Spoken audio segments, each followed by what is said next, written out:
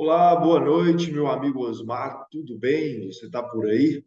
Osmar que deve ganhar o prêmio de aluno mais pontual, mais comprometido com o curso e que está mais entendendo de direito constitucional também, né? Diga-se de passagem. Se você estiver me ouvindo, Osmar, Núbia que está chegando, né, que está chegando, se vocês estiverem me ouvindo, por favor, sinalizem para que não corramos o risco de eu estar aqui falando, né, gesticulando, e vocês não estejam ouvindo. Então, se estão, por favor, se manifestem. Já fica o convite aí para a Nubia, a Neia, para o Osmar, para que abram as câmeras e para que a gente possa conversar a respeito dos temas que temos aqui hoje. Mensagem no chat, Nubia dizendo estamos ouvindo. Então, tranquilo, fico mais feliz. Agora só falta vocês abrirem a câmera para fazer a felicidade do professor. Muito bem, hoje a gente continua com o Poder Judiciário, continua falando sobre a estrutura do Poder Judiciário. Ontem nós começamos a ver esse quadro que você tem aí na sua tela. Deixa eu tirar aqui um pouco para o lado as imagens de vocês, para vocês conseguirem enxergar o quadro como um todo. E esse quadro, esse organograma, nos ajuda a ter uma visão geral, panorâmica, de drone do Poder Judiciário. E a gente conversou já sobre alguns temas ontem. A gente mencionou que no topo está o Supremo Tribunal Federal, e o Supremo Tribunal Federal é órgão de superposição e é também órgão de convergência. Explicamos essa distinção, como ela funciona. E daí eu mencionei que à esquerda, abaixo do STJ, nós encontramos a justiça comum, seja federal, seja estadual. E à direita, né, numa perspectiva customizada de justiças especializadas, nós temos as justiças trabalhistas, eleitoral e militar. Né? Esse é o quadro aí que a gente começou a desbravar ontem e que continuaremos, terminaremos de desbravar hoje, embora algumas dessas linhas, dessas justiças, merecerão uma análise em aula própria, como é o caso da Justiça Militar, que é a aula de amanhã, a Justiça Estadual, que é a aula de quinta-feira, e hoje a gente vai ver um pouco sobre Superior Tribunal de Justiça, sobre Justiça Federal, sobre Justiça do Trabalho e também sobre Justiça Eleitoral, tudo isso na aula de hoje. Então, apertem os cintos e sigamos. A gente começa vendo aqui a estrutura do Superior Tribunal de Justiça, e eu faço menção para você de antemão, para que você consulte o artigo 104, que lá há peculiaridades a respeito do Superior Tribunal de Justiça. Quanto à sua composição, um número mínimo, né, de 33 componentes no STJ, é isso mesmo, é um número grande, o número de ministros do Superior Tribunal de Justiça, e a investidura, como ela se dá, nós veremos aí no próximo bloco, nos próximos slides, e vocês vão perceber que ela é muito semelhante à lógica de nomeação de outros tribunais, né?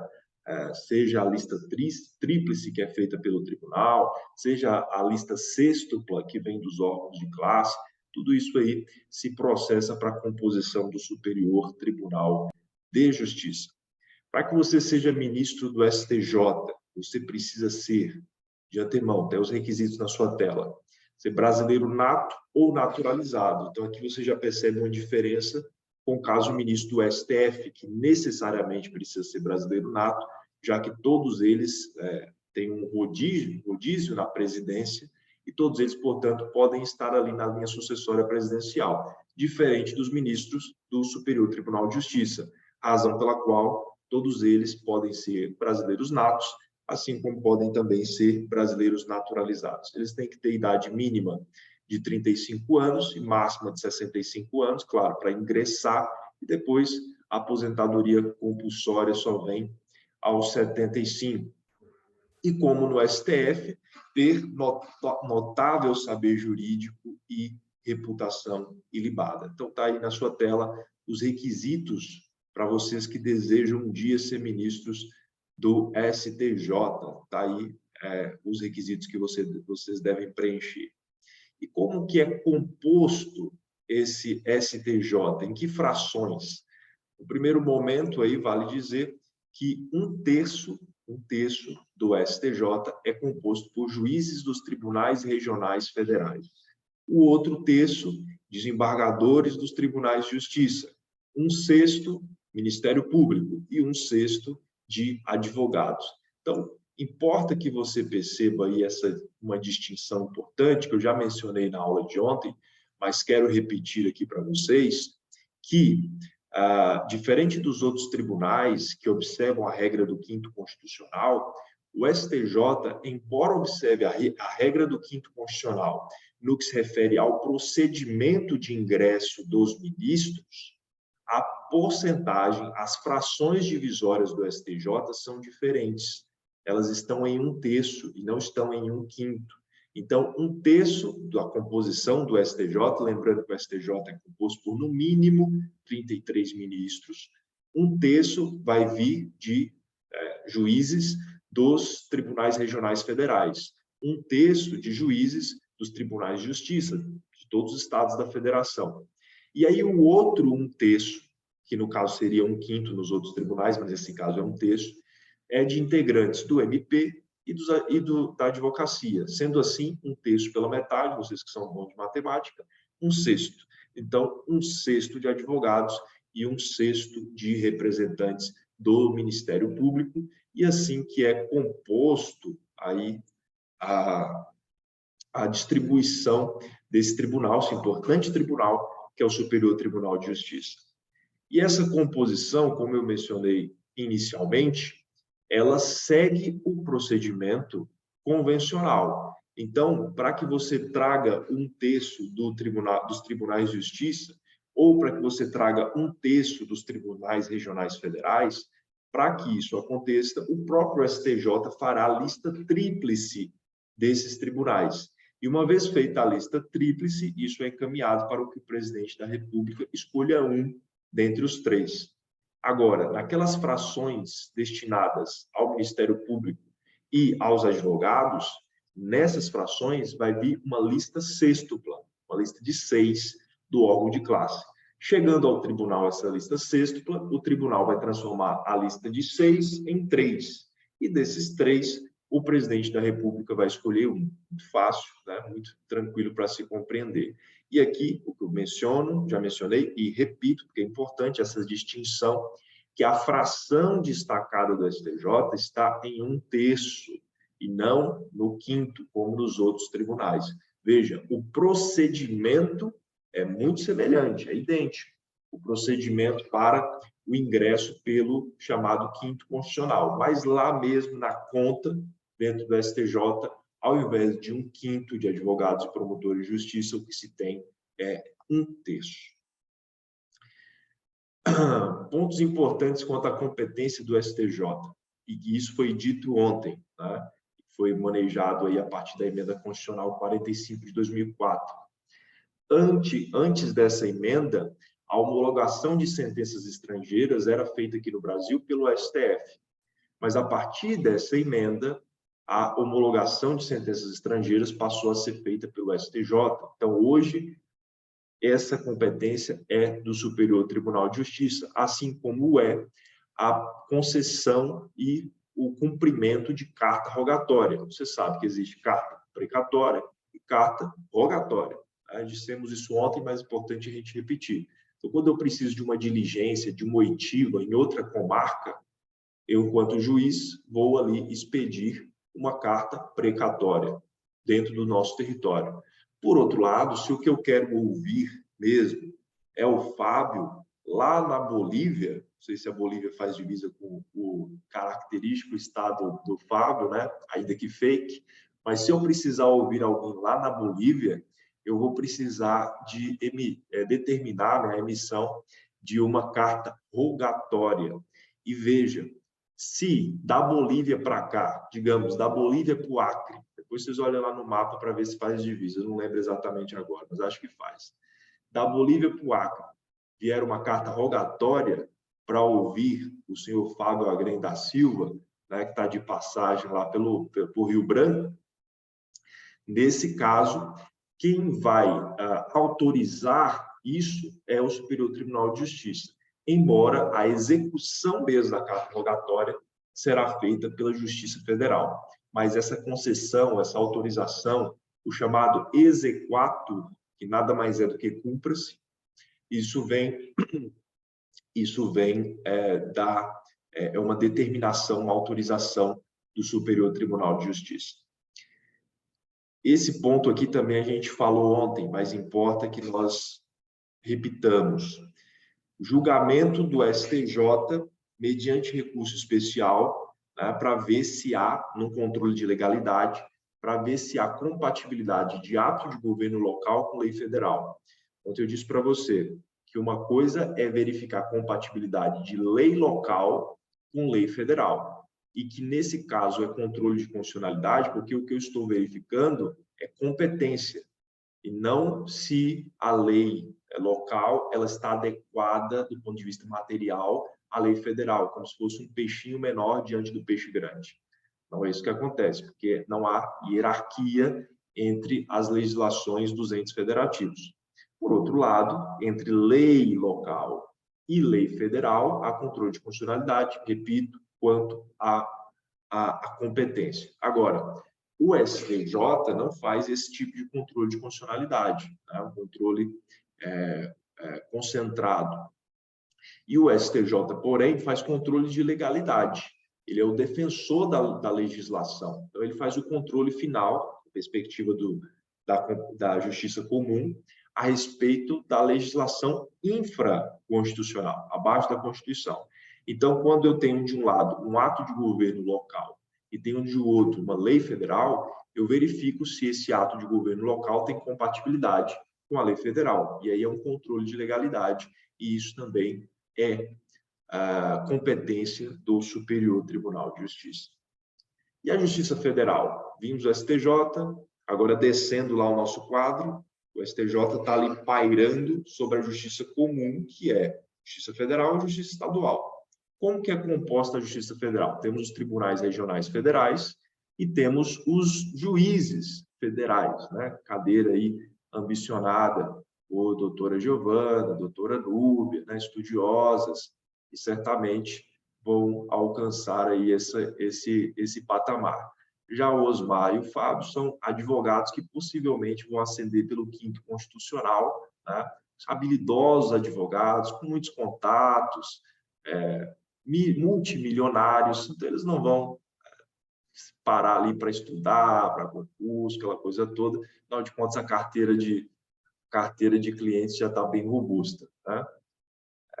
Nesse caso aí, mas voltando aqui para a nossa Justiça Federal, ela é composta de tribunais regionais federais e juízes federais. Não precisa nem dizer, mas, por mais que óbvio que seja, os juízes federais estão na primeira instância, ao passo que na instância recursal estão os tribunais regionais federais. E os requisitos para se ocupar uma vaga no TRF, em um dos tribunais regionais federais? Primeiro, ser brasileiro nato naturalizado. Segundo, ter mais de 30 e menos de 65 anos, e aqui tem um detalhe, e onde tem detalhe tem questão, porque geralmente nos tribunais, qual é a idade mínima? A idade mínima é a idade de 35 anos, mas nesse caso em especial, no TRF, até porque o efetivo da Justiça Federal tende a ser menor, né? Então, nesse caso, a idade mínima para se ocupar um espaço no TRF é de 30 anos e não de 35 anos. Aqui um ponto interessantíssimo. Eventualmente, aqui voltando aqui fazendo um paralelo aqui entre STJ e Justiça Federal, e ao mesmo tempo abraçando aqui a Justiça Estadual. Digamos que, eventualmente, num caso na Justiça Estadual, se suspeite, por questões políticas, seja por quaisquer questões, que aquela demanda não será investigada pelas autoridades públicas como deveria ser, pelas autoridades locais. Questões relacionadas à violação de direitos humanos, como que aconteceu, por exemplo, com a missionária Dorothy Stang, em 2005, lá no Pará, assassinada. como aconteceu com o advogado Manuel Matos, na Paraíba, em 2009, como aconteceu com o promotor de justiça Tiago Faria Soares, em 2013, inclusive ele tinha sido empossado há pouco tempo em Pernambuco, era professor também, inclusive, eu lembro desse episódio. Nesses 3 casos, depois vocês podem se inteirar melhor no Google, tem muitas reportagens a respeito. Esses 3 personagens, essas 3 pessoas, elas foram mortas por questões de ordem política. Tá? Os poderosos estavam incomodados com as atividades desenvolvidas por esses 3 cidadãos. E aí, no momento que se abriu a investigação, se percebeu que as autoridades locais, onde esses poderosos tinham influência, muita influência, pareciam não estar investigando como deveriam estar investigando. Nessas situações, é possível, aí você vai no alto da sua tela, a federalização de crimes de direitos humanos, ou seja, crimes que, pela regra, convencionalmente, seriam julgados pela justiça estadual, mas eles são conduzidos para a justiça federal, a fim de que essas autoridades locais, regionais, não interfiram na persecução criminal.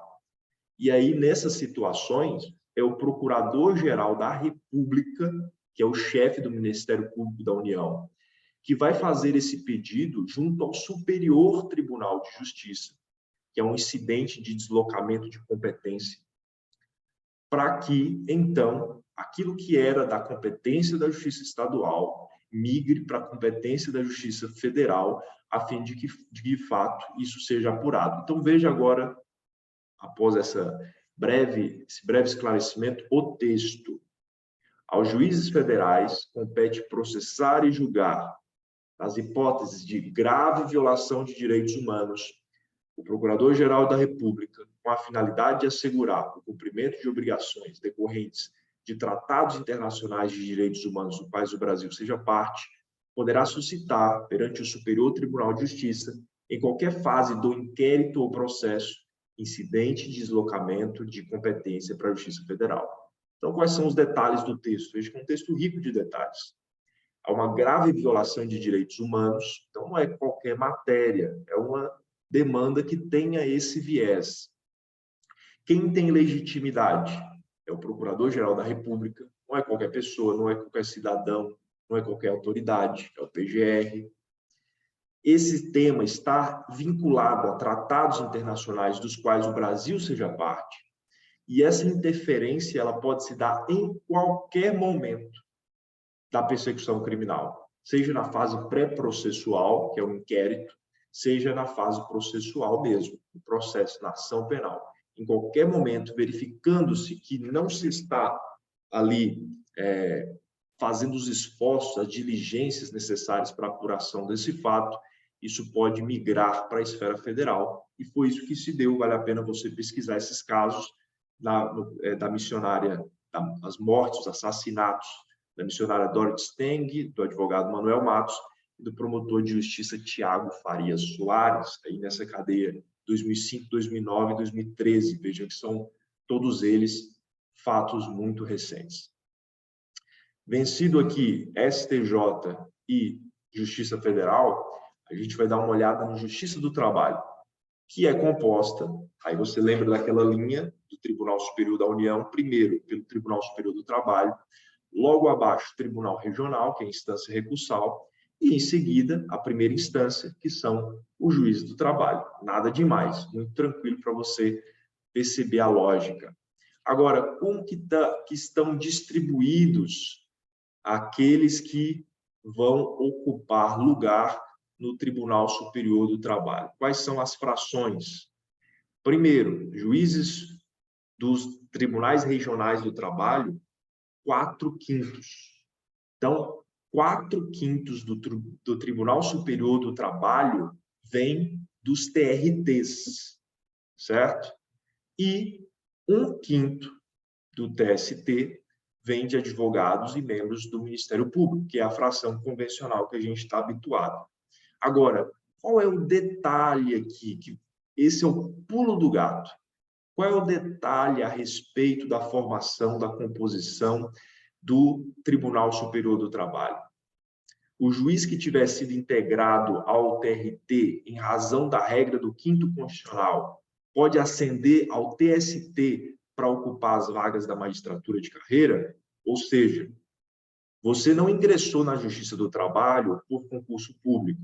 Você é um advogado, você é um promotor de justiça da área trabalhista, e aí você entra no Tribunal Regional do Trabalho, que é a instância recursal, pelo 5º Constitucional. Então, você não é um juiz de carreira, você ingressou pelo 5º Constitucional. Mas, uma vez no TRT, você passa a ser juiz. Tanto é que você alcança ali a vitaliciedade. Agora, você pode passar a concorrer às vagas para juiz lá no Tribunal Superior do Trabalho? Em outros tribunais, sim. No Tribunal Superior do Trabalho, não. Por quê? Porque a Constituição, de maneira expressa, disse que esses 4/5 vão ser preenchidos por juízes de carreira. Ou seja, você pode chegar ao TRT pelo 5º Constitucional? Pode. Mas você não vai preencher as vagas lá, os 4/5 do TST, pela sua condição agora de magistrado, porque originalmente você é advogado, você é promotor, você não é juiz de carreira. Isso não se aplica aos outros tribunais, é uma peculiaridade do Tribunal Superior do Trabalho. E onde há peculiaridade, temos questões. Então, por isso, vale a pena aí você guardar também essa informação. E o ministro do TST, quais são os requisitos que precisam ser supridos? Ser brasileiro nato ou naturalizado, ter mais de 35, menos de 65 anos, ter notável saber jurídico e reputação ilibada. Procedimento de nomeação, o tribunal, o TST, vai fazer uma lista tríplice e vai enviar essa lista para o presidente, que escolherá um integrante, um destes 3 para ocupar. Se, por outro lado, nós estamos procurando os integrantes do 5º Constitucional, Ministério Público, dos advogados, então a lógica é aquela muito fácil que a gente já conhece. Vem uma lista sextupla, se é sextupla é de 6, tá, gente? Vem uma lista sextupla do órgão de classe. Chega no tribunal, ele transforma essa lista de 6 em 3, vira uma lista tríplice, e, por fim, dessa lista tríplice é escolhido um pelo presidente da República. E o Tribunal Regional do Trabalho, como ele é composto? 4/5 juízes de carreira e 1/5 de advogados e membros do Ministério Público. Essa é a instância recursal do Tribunal do Trabalho. Para isso, requisitos, aquela mesma conversa. Ser brasileiro nato, naturalizado, ter mais de 30 e menos 65 anos. Agora, vejam só, aqui está outro diferente. Lá na Justiça do Trabalho, para preencher o TRF, também só precisa ter 30, não precisa ter 35 anos, certo? Então, já guarda essas informações. Em regra, vai ser mínimo de 35 anos, máximo de 65 anos. Mas quando a gente está falando de TRF e TRT, o mínimo não é de 35, é de 30 anos. Tá? Eu acho um desaforo o examinador perguntar esse tipo de coisa. Acho mesmo assim uma pergunta muito claramente uma pergunta burra, mas isso aí pode aparecer na prova, então a gente precisa saber. Justiça do Trabalho, varas do trabalho. Todo lugar tem vara do trabalho. Aqui em Hortolândia, por exemplo, vocês sabem que tem vara do trabalho. Um prédio amarelo lá perto da linha do trem. Não sei se ainda é amarelo. Inclusive, em más condições, né? Deveria ali ser melhor cuidado. O prédio Tá cinza agora, professor. Como? Tá cinza agora, mofou. Antes era amarelo, agora ficou cinza. Agora, com as audiências estão sendo todas virtuais, então nunca mais eu não entrei lá mais recentemente, não parei para olhar, mas eu tinha lembrança que era amarelo. A fábrica é da cidade, né? Um pouco do Acre, mas também conhecedor aqui da cidade, sabe que o prédio é cinza. A pergunta é, em toda cidade nós temos varas do trabalho? Toda comarca tem vara do trabalho? Sim ou não? Não. E aonde não tem, os trabalhadores precisam se deslocar para algum lugar onde tem a vara do trabalho para ajuizar suas reclamações trabalhistas? Não. Não. Por quê? Por que não, Osmar? Não entendi a Por que pergunta. não? Porque ele não precisa deslocar ou porque não tem a vara na cidade? Ó, nem toda comarca tem vara do trabalho. Tem algumas que não tem, ponto. Certo? Nessas que não tem, certamente tem alguém por lá que trabalha. E trabalhando, pode vir a precisar ajuizar uma reclamação trabalhista. Essa pessoa que vai ajuizar uma reclamação trabalhista, o reclamante, ela vai precisar ajuizar a sua ação onde tem uma vara do trabalho ou não? Ou há um caminho alternativo?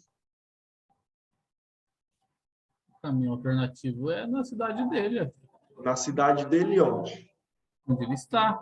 Ou onde ele prestou o último. Peraí, tá passando carro de som. Então, sua resposta está no caminho, É, viu? porque assim, É o seguinte, aqui a quando, NEC, naquele local onde não há vara do trabalho, por lei, é possível que a Justiça Estadual faça as vezes da Justiça do Trabalho, nessas comarcas não abrangidas pela Justiça do Trabalho, tá certo? Agora, se você ajuizou, digamos que aqui em Hortolândia não tivesse o prédio cinza da Vara do Trabalho, digamos que aqui não tivesse Vara do Trabalho, e você tivesse que ajuizar sua reclamação trabalhista aqui no Firenze mesmo, na Justiça Estadual. Você não se conformando com a decisão de primeira instância, para onde você para onde você interporia recurso? Você interporia recurso para o Tribunal de Justiça de São Paulo, já que a sua ação originária no Tribunal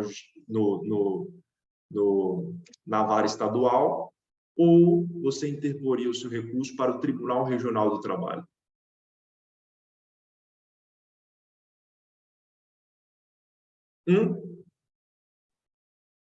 TJ? Como? TJ? Não, não, não. Daí pode mudar? Aí que está o pulo do gato. Se você, por mais que você tenha começado originariamente na Justiça Estadual, porque naquela comarca não é abrangida pela Justiça do Trabalho, quando você vai interpor recurso, aí você vai para a segunda instância da Justiça do Trabalho.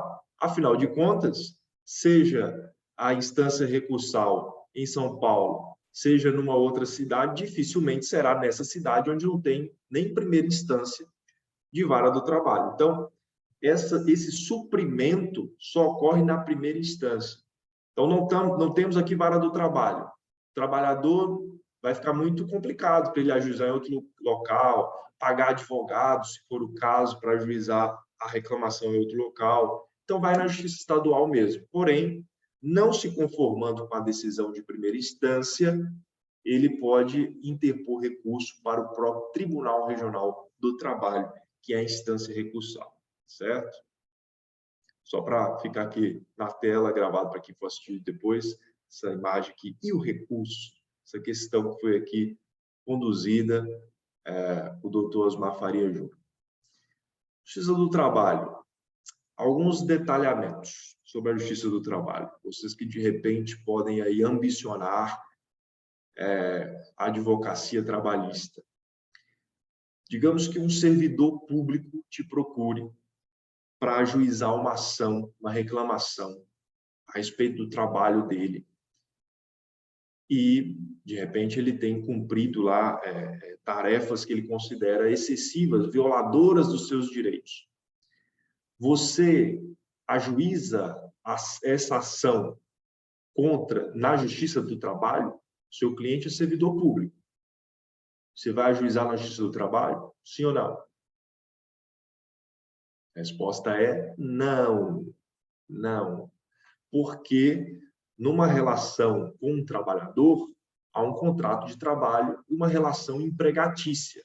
Numa relação com o Estado, embora exista trabalho, mas o regime jurídico é estatutário, não é o regime chamado seletista, da CLT, certo? Isso aí é para os empregados. O servidor público trabalha igual o empregado, mas em regimes jurídicos distintos. Então, se você vai questionar o trabalho, alguma questão referente ao serviço do servidor público, você não o fará na Justiça do Trabalho. Você vai fazer na Justiça Comum mesmo.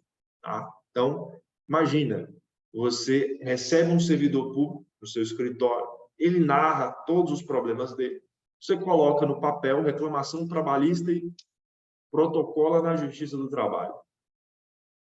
Muito estranho, muito estranho. A Justiça do Trabalho vai se declarar incompetente, né? Então, para que você não passe por esse constrangimento, eu já estou aqui te avisando. Ações de indenização decorrentes de acidente de trabalho. Então, aconteceu, veja, não está relacionado necessariamente. Pois não. Uma dúvida, eu fiquei em dúvida com uma coisa. Não tem como o servidor público ser seletista no município, por exemplo? Tem como, mas nesse caso ele é seletista, ele não é estatutário. Então, porque eu ia responder que depende se ele é seletista ou estatutário, mas aí eu fiquei em Exato. dúvida. Então, é possível ser seletista? Se é seletista. Mas É no caso possível ser seletista sendo servidor público? Isso. Mas no caso de ser estatutário, que é a regra, né, o regime jurídico estatutário, aí a competência é da Justiça Comum. É que eu me lembro que aqui em Sumaré tinha professor seletista. Aí eu fiquei pensando. Então vai depender se ele é seletista ou estatutário. Futuros clientes. Não, eu estava pensando na minha mãe. Aí eu falei, peraí. Legal, interessante. Professor, mas daí quando é seletista, vai na Justiça do Trabalho? Sim. Ações de indenização por danos decorrentes de acidente de trabalho. Aconteceu um acidente no ambiente de trabalho, em razão do trabalho. A competência é de quem? Justiça do Trabalho. Justiça do Trabalho. Muito bem. Ação de indenização proposta por viúva e filhos de empregado morto. Deixa eu botar aqui. Em serviço. Ou seja, digamos, Deus livre e guarde, que Osmar morreu. Tem que ser eu. Pode ser o Fábio, que é estagiário. É porque para o Fábio fica complicado. A esposa e os filhos estão lá no Acre, os meninos espalhados. Então, vamos para o mais próximo. Enfim, morreu no ambiente de trabalho e deixou viúva e filhos. A viúva e os filhos têm relação com o empregador? Não. Não. Quem tem relação com o empregador é o falecido, o de cujos. Se for ajuizada uma ação indenizatória contra esse empregador em razão, né, dessa fatalidade ocorrida no ambiente de trabalho, a viúva e filhos, embora não tenham relação direta com o empregador, vão ajuizar essa ação na Justiça do Trabalho ou na Justiça Comum? Como? Trabalho. Justiça do Trabalho. Veja como o direito ele não é necessariamente intuitivo. O direito é aquela coisa, aquela informação técnica. Então você pensa, poxa, mas a viúva e os filhos não têm relação com o empregador. É continuidade, né, professor, do contrato, naquele princípio, né? Então, é porque isso se deu no ambiente de trabalho. E eles estão representando a vítima, né? O morto. Então, é muito mais tranquilo para a Justiça do Trabalho apurar esse fato relacionado ao ambiente de trabalho do que a Justiça Comum. Tá? Isso parece bem claro. Então, por mais que o trabalhador já tenha ido de uma dessa para uma talvez melhor, é que fica mais adequado, e esse é o entendimento de que a viúva e os filhos podem ajuizar essa ação indenizatória junto à Justiça do Trabalho. Relações contratuais de caráter eminentemente civil, ou seja, eu contrato um prestador de serviços, um autônomo, um trabalhador liberal, para executar alguma atividade, para prestar algum serviço para mim ou para minha empresa, enfim. Esse trabalhador, depois, indignado com as condições de trabalho que lhes foram oferecidas, ele ajuiza uma reclamação trabalhista. A Justiça do Trabalho é competente para o julgamento dessa questão? Sim ou não? Não, gente. Não. Por quê? Porque não há relação empregatícia. Não é um empregador, é um prestador de serviço, autônomo. Você registrou ali um contrato com aquela pessoa, celebrou um contrato, não um contrato de trabalho. Você celebrou que tipo de contrato, Fábio? Contrato Consumo. de Consumo? prestação de serviços. Uma relação de consumo? Relação de consumo também vai ser tratado na justiça comum. Pode ter um viés de relação de consumo, nesse caso, o Código de Defesa do Consumidor vai dizer se sim ou se não. Mas ainda que esse contrato seja adjetivado pela condição de consumerista, antes disso, é um contrato de prestação de serviço com o liberal, certo? E, nesse caso, vai ser resolvido na justiça comum e não na justiça do trabalho.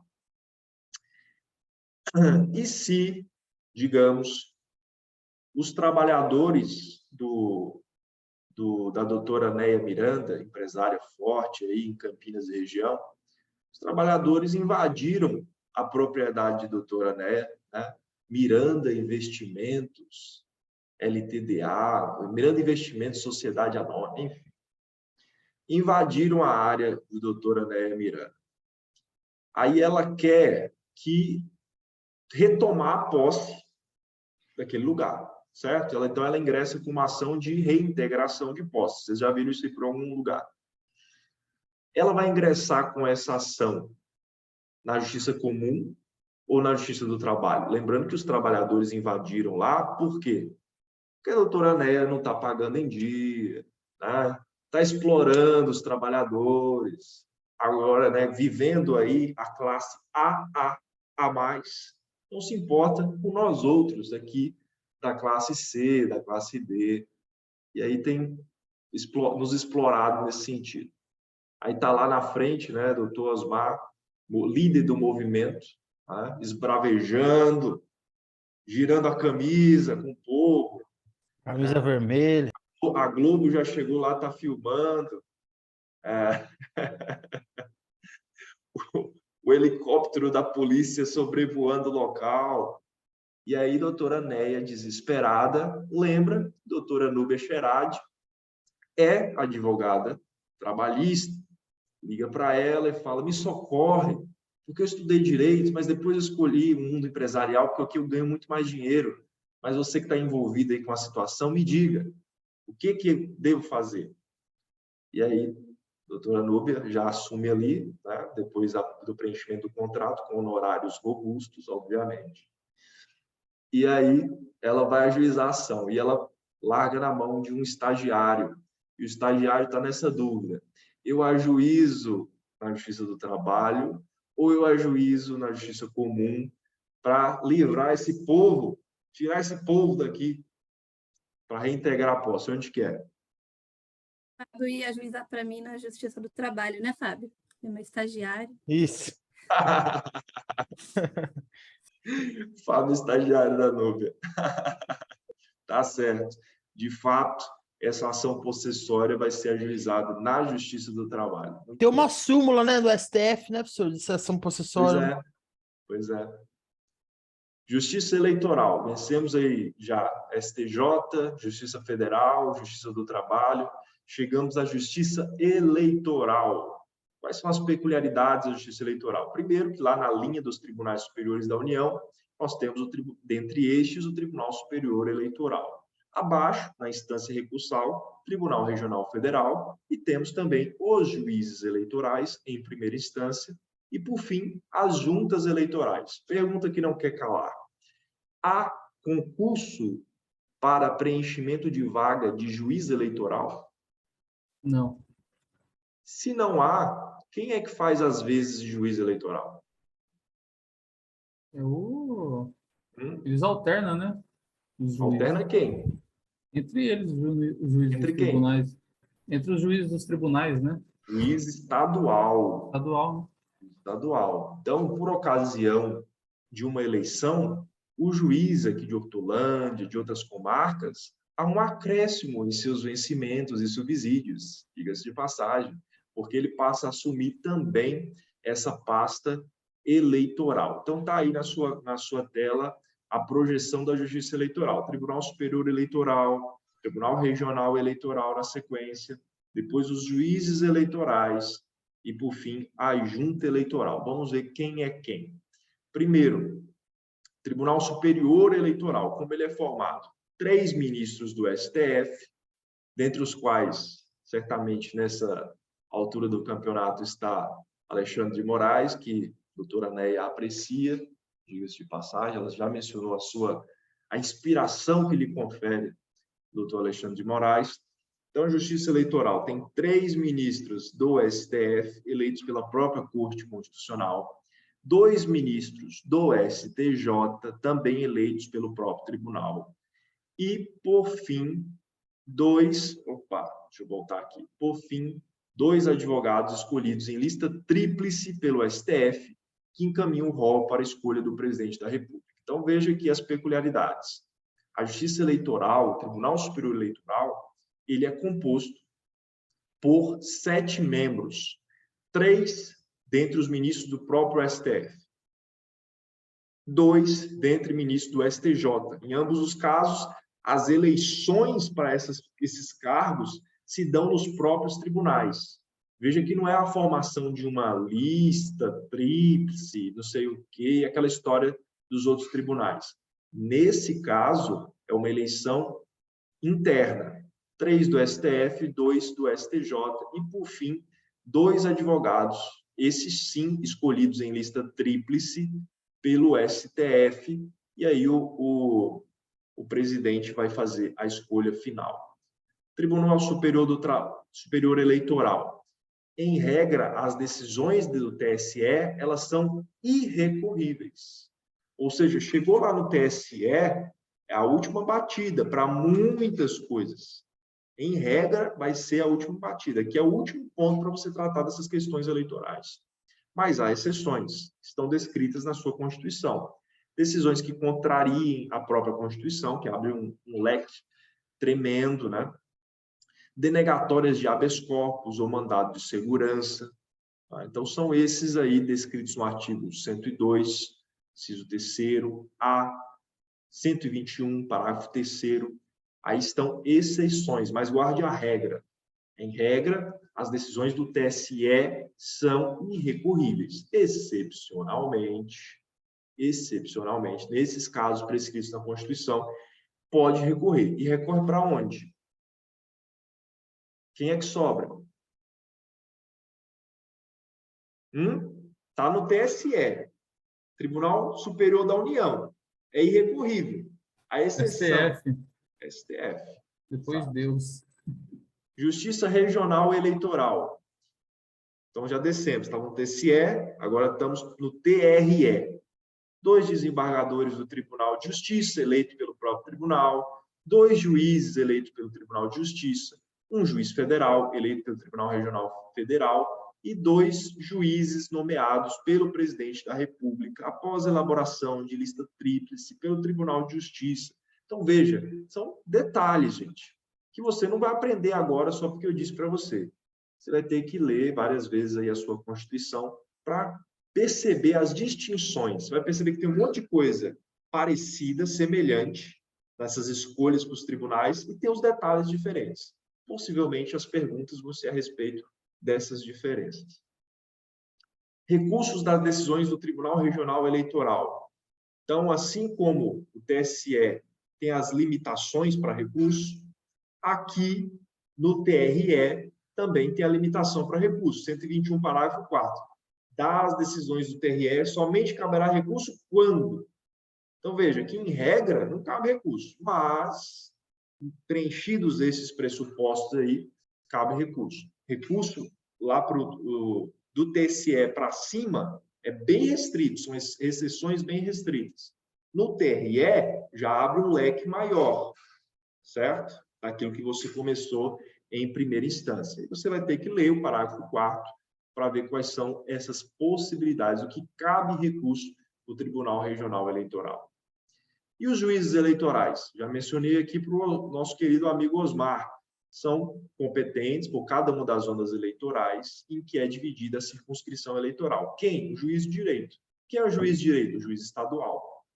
É ele que vai assumir aí o perrengue da época eleitoral. Ele que vai estar à frente disso, inclusive em nível administrativo. Investidura por prazo certo, né? Ele pode ficar mínimo de 2 anos e o máximo de 4 anos. Então, o juiz vai ficar pelo menos um biênio. E o máximo de 2 biênios, né? 4 anos. Juiz estadual fazendo a função de juiz eleitoral também. E a junta eleitoral? Porque, veja, tem o TSE, tem o TRE, esse é um assunto importantíssimo aí para o Fábio e para o Osmar, assessores parlamentares, né? Então, tem o TSE, tem o TRE, tem o juiz eleitoral e ainda tem a junta eleitoral. E essa junta eleitoral, ela une o juiz eleitoral, que é o juiz de direito, com cidadãos. Então, vai ter 2 ou 4 cidadãos, vai depender ali do tamanho, né, da comarca, da localidade, e eles juntos vão compor a junta eleitoral, que tem as suas competências previstas na Constituição, previstas no Código Eleitoral. Procedimento para a composição: os membros serão nomeados 60 dias antes da eleição. Então, se a eleição ocorre aí no início de outubro, então essa escolha vai ser quando? No início de agosto, né, gente? Essa virada aí para agosto é que vai ter essa escolha dos cidadãos para juntas eleitorais. Os nomes devem ser aprovados pelo presidente do Tribunal Regional Eleitoral e até 10 dias. Essa é a informação que Fábio e Osmar precisam guardar, porque pode ser que em algum momento eles precisam se valer desse recurso. Olhou lá os cidadãos, falou: esse negócio está suspeito, isso vai dar ruim. Então, o que eu posso fazer? Até 10 dias antes da nomeação, os nomes dos indicados serão publicados no órgão oficial do Estado. Então, vai ter lá a eleição e vai ter um prazo. Se você estiver incomodado, até 10 dias antes dessa nomeação, você pode peticionar, tá? Fundamentadamente, para impugnar essas indicações. Natureza da competência da Justiça Eleitoral. Veja aqui um detalhe muito expressivo da Justiça Eleitoral. Primeiro, voltando a outro detalhe, qual outra justiça que tem junta eleitoral? Não tem, né? Isso é coisa da Justiça Eleitoral. E as justiças, em geral, elas vão tratar de questões próprias do Poder Judiciário, questões jurisdicionais. E, atipicamente, de uma questão ou outra de viés administrativo ou legislativo. Agora, a Justiça Eleitoral, ela tem um viés muito mais amplo. Ela tem, inclusive, competência administrativa. Afinal de contas, quem vai gerir a eleição? Vai ser o prefeito da cidade, que está disputando a eleição? É ele que vai administrar essa eleição? Não faria sentido. Competência jurisdicional, obviamente, própria ali das questões de ordem eleitoral. Competência consultiva. Então, digamos, você tem uma dúvida a respeito de determinada matéria. Aí você entra com uma consulta para o juiz da 2ª Vara Civil aqui de Hortolândia, para que ele te esclareça qual é o posicionamento dele a respeito daquela matéria. Porque, a depender do posicionamento dele, você vai ajuizar a ação ou não. Você pode fazer isso? Não. Obviamente, você não pode fazer isso. Você vai consultar doutora Núbia, doutora Neia, doutor Fábio, doutor Osmar, você vai no escritório lá, pagar uma fortuna para um parecer deles a respeito, uma consulta a respeito daquela determinada matéria. Você não vai perguntar ao juiz, porque uma vez que o juiz emite uma consulta, ele está se comprometendo em decidir naquele sentido, certo? Então, não existe isso. Não existe a questão de perguntar ao juiz, mas existe na Justiça do Trabalho. Não para o juiz de direito, mas para o Tribunal Superior Eleitoral, não Justiça do Trabalho, falei Justiça do Trabalho, né? Não é trabalho, eleitoral. O Tribunal Superior Eleitoral, não é para a Junta Eleitoral, não é para o Juiz Eleitoral, não é para o Tribunal Regional Eleitoral. Para o Tribunal Superior Eleitoral, é possível fazer consulta. Não qualquer pessoa. É quem tem autoridade sobre todo o território nacional, órgãos com autoridade sobre todo o território nacional, partidos políticos. Então, digamos, né, a dobradinha aí, Agrem e Faria, advogados associados, advocacia eleitoral. Aí estão lá, né, no filé, altos clientes, advogando para partidos políticos.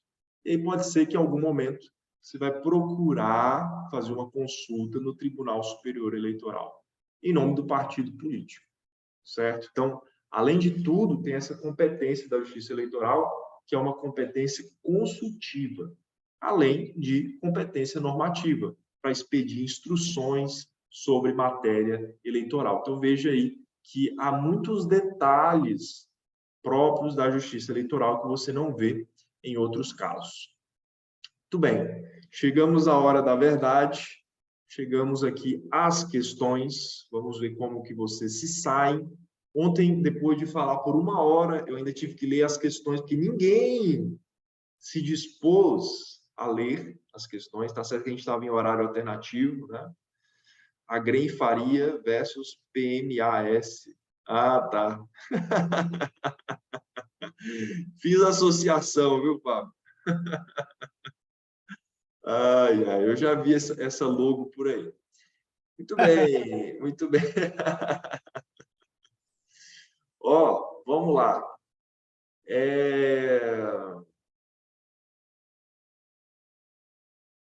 Osmar, você pode ler para a gente, por favor?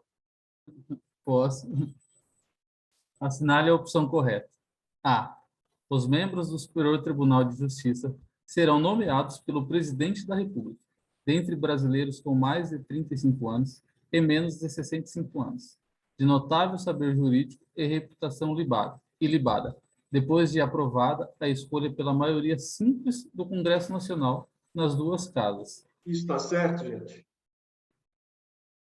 Aprovação no Superior Tribunal de Justiça, aquela história toda, precisa de aprovação no Congresso Nacional? Não. Nas duas casas?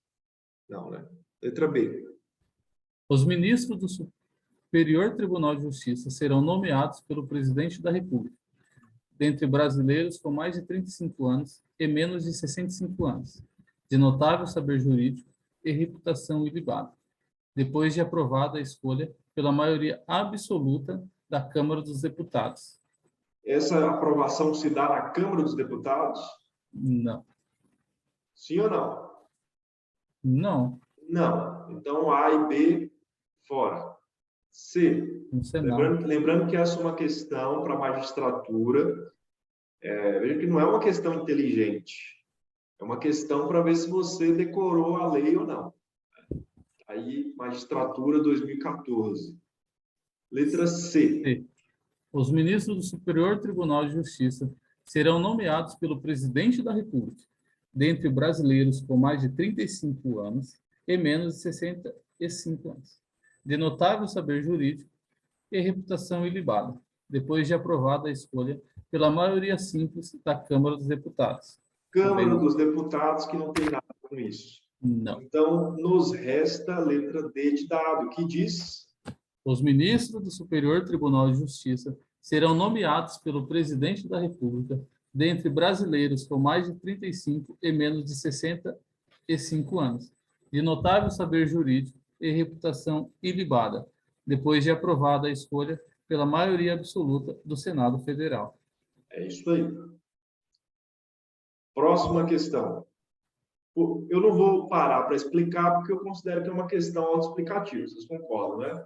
É texto de lei. A sentença estrangeira. A. Quando for meramente declaratória ou dispuser sobre direitos da personalidade, prescinde de homologação para sua execução no Brasil. Qual é o significado da palavra prescinde nessa frase? Desnecessário. Como? É desnecessário. Exato. Vamos lá. Letra B. Deverá ser homologada pelo Superior Tribunal de Justiça e, sucessivamente, pelo juízo competente para sua execução. A homologação de sentença estrangeira depende de dupla homologação do STJ e do juiz competente para a execução? Sim ou não? Não, só do STJ. Letra C. C. Dispensa homologação quando proferida em ação na qual figurem como partes exclusivamente cidadãos brasileiros. Tá certo isso? Se for exclusivamente brasileiro, a sentença é estrangeira. Mas se for sobre brasileiro, a gente homologa. Dispensa homologação. Tá certo isso? Não. Errado. Letra D. D. Para ser executada no Brasil, deverá ser homologada pelo Superior Tribunal de Justiça. E é essa. Questão aí de 2009. Então, veja você que nem todas as questões da magistratura são difíceis. Há questões fáceis também.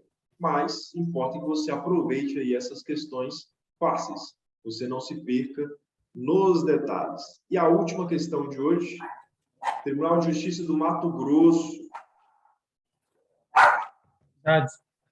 Para lá vão disputar a vaga aí, doutora Letícia Dourado, doutora Fabiana Pedrosa, doutora Luzanira, acho que quer permanecer aqui por São Paulo. Não sei. Brincadeira, gente. Questão aí do Tribunal de Justiça do Mato Grosso, questão 2009. Vamos lá.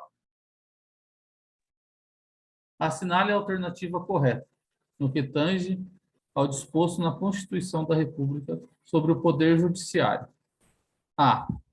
O Superior Tribunal de Justiça é composto de 1/3 de juízes dos tribunais regionais federais, 1/3 de advogados e 1/3 de membros do Ministério Público Federal. Essa resposta está certa ou está errada? Não é 1/3, né? É 1/5. Certo ou errado? Acho que está errado. Por quê? Pelo número da composição Mas em que ponto? dos advogados. E qual é se não é de 1/3 de advogados, é quanto? É 1/5. Veja, gente, eu expliquei para vocês. Em todos os tribunais, a fração vai ser do quinto constitucional de 1/5. Mas no STJ é de 1/3. Mas 1/3 para advogados e promotores. Os promotores e advogados dividem o mesmo 1/3. Ou seja, é 1/6 para advogados e 1/6 para promotores. Certo? Aí você que tinha essa informação muito longe de uma aula que você ouviu há muito tempo, você olha a letra A e fala, pô, é aqui. Achei. Nem vou ler as outras. Tá certo. Só que não Verdade. tá. Letra B. 2 desembargadores estaduais deverão compor o Tribunal Regional Eleitoral mediante eleição pelo voto secreto. Vamos seguir. Letra C. Nas hipóteses de grave violação de direitos humanos, o AGU poderá suscitar, perante o STF, incidente de deslocamento de competência para a Justiça Federal. A gente viu isso aí há pouco. Dorothy Steng, Manuel Matos, Thiago Faria. Tá certo isso aí, gente? Tá errado. mim, Por quê? Não é o AGU, não, é o PGR. é o PGR. Não é para o STF, é para o STJ. Certo? D. Então, letra D. Essa é dos honestos que tem aí. Aos juízes federais compete processar e julgar, nas infrações penais comuns e nos crimes de responsabilidade, os ministros de Estado. Os ministros de Estado, auxiliares do presidente da República, são julgados em crimes comuns e crimes de responsabilidade por juízes federais? Pelo STF. Letra E. São irrecorríveis as decisões do Tribunal Superior Eleitoral, salvo as que violarem a Constituição e as que concederem habeas corpus. E aí? E Pelo aí? visto, vocês estão entre B de bola e E. E É. Letra E. É B ou é E? Eu fico na B. Osmar vai de B, de bola. Núbia.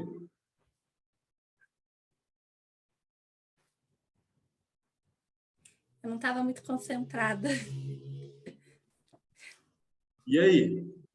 Vamos ver aqui o chat. Ninguém se manifestou. Já sabemos que é B de bola ou é. E aí, gente? Fábio foi de B. Osmar foi de B também. Quem mais? Quem mais? Fábio gosta de errar comigo. Letícia foi de E. Doutora Letícia Dourado, veja o detalhe. São irrecorríveis as decisões do TSE, salvo as que violarem a Constituição. Você viu lá que são irrecorríveis mesmo e tem exceções. Essa parte e as que concederam habeas corpus é o ponto errado da letra E. Então, a resposta correta, povo de Deus, é a letra B de bola, né? Então, assim, essa questão realmente ela é chatinha, mas, na pior das hipóteses, dá para você eliminar de boa A, C e D, tá certo? Sobra B e E, que realmente provoca aí uma dúvida razoável, porque é texto, decoreba. Então, você consegue chutar bem aí, você leva a questão. Mas essa é a letra B, tá bom? Gente, foi enjoada, foi enjoada. Doutora Fabiana Pedrosa, toda razão. Gente, um abraço para vocês. Até amanhã com Justiça Militar. Justiça Militar é interessante, hein? Vocês vão gostar. E na quinta-feira, Justiça Estadual. E assim avançamos aí pelo Poder Judiciário, certo? Um abraço e até amanhã. Tchau, tchau.